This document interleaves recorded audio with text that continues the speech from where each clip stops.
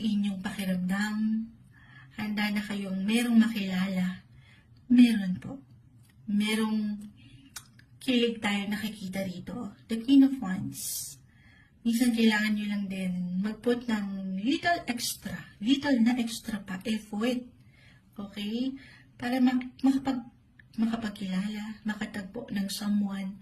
Dahil ulitin ko, meron. Nakikita kayo yung inyong halaga. Okay, add pa tayo. Taurus, last 3 months, anong ganap? Anong ganap sa mga taong ito? Anong pagdating sa kanilang buhay, relasyon, pag-ibig, ayun na.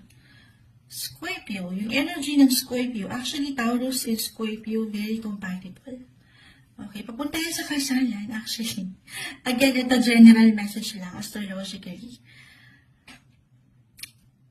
Ay, bilang napapuas. Nakita ko kasi yung wedding.